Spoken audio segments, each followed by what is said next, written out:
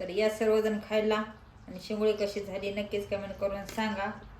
नमस्कार मित्रांनो, आपल्या नवीन ब्लॉगमध्ये सर्वांचं मनापासून स्वागत आहे. तर बघा, आज मी जेवणासाठी काय बनवायले, संध्याकाळचा स्वयंपाक चालू आहे. आता वाजले 7.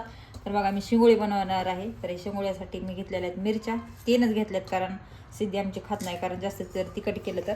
हे जिरे घेतलेले आहे, हे लसूण आणि ही कोथिंबीर घेतलेली आहे.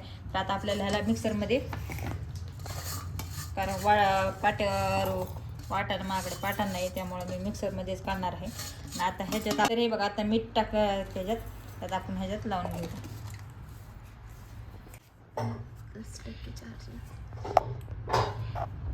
तर हे बघा, आपलं वाटण झालेलं आहे वाटायचं. तर आता मी ज्वारीचं पीठ काढून घेते. तर सामान काय काय तुम्हाला दाखवते, चला.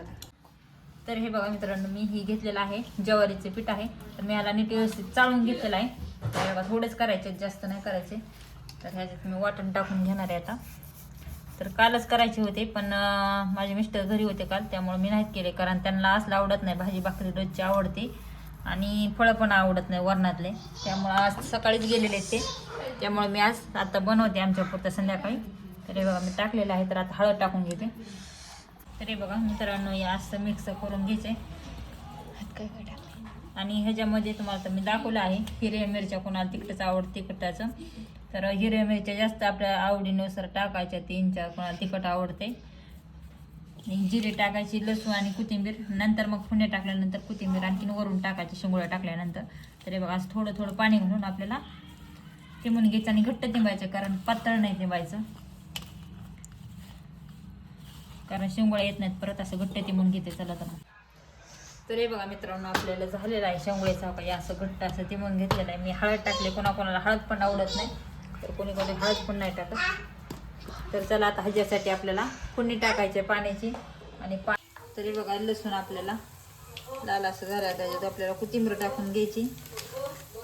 आणि हे आहे धना पावडर, हे आहे बघा झटपट कांदा मसाला. हे थोडाच टाकणार आहे, कारण तिखट होते.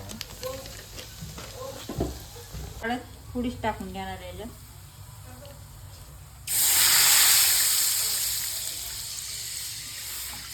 पाणी ओतणार आहे जास्त, कारण पाणी असेल तर छान लागते खायला, नुसतं सुकं खाऊ वाटत नाही शिंगोळी. तर थोडे पाणी सरभरीत करणार आहे मी.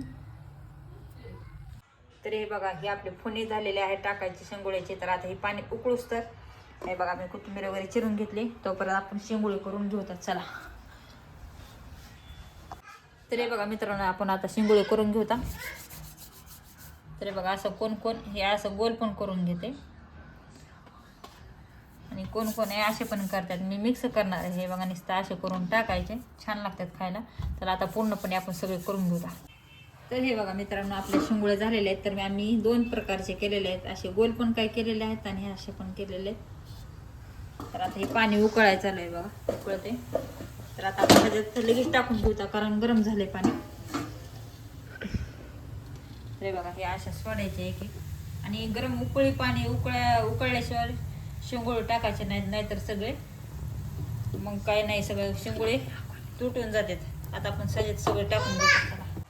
तर हे बघा मित्रांनो, आपल्या हे उकळी आली, कारण जास्त हे असं ह्या साईड कोण हलवून घ्यायचं, कारण हे कोण हलवायचं नाही, कारण सगळे शिंगोळे मोडतात मग, कारण लगे जर हलवलं तर असं. तर हे बघा, आपलं एक सुद्धा मोडलेलं नाही, हे बघू शकता आता तुम्ही. हे बघा, सगळे अख्खे आहेत. तर गरम पाणी टाकल्याशिवाय शिंगोळे टाकून घ्यायचे नाही. तर आता आपण ह्याला बारीक गॅस घेऊ. तर हे बघा मित्रांनो, हे कोंडबळे आपल्याला झालेले आहेत, आणि मी कोथिंबीर पण ह्याच्यात टाकून घेतलेली वरतून, आणि पिठात पण टाकली होती आणि वरतून पण टाकून घेतलेले. आता शिजत आलेले आहेत. तर आणखीन थोडंसं शिजवून घेते मी, कारण हे बघा, गरम उकळून पाणी दिल्यानंतर हे कोंडबळे असे तुटत नाहीत, कारण तुम्हाला दाखवले तुम्ही कोंडबळे कशी बनवली होती. हे बघा, असे काय बनवले होते, तुटलेले नाहीत, तर मी बनवताना कसे बनवले होते. हे बघा, मस्त अशी झालेली आहेत. हे बघा, आमची सिद्धी नुसती वर्डणीवर ग बसते.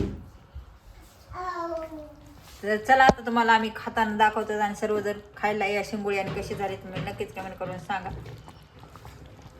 तर हे बघा मित्रांनो, आपले शिंगोळी झालेले आहेत. तर मी ताटात काढून घेते.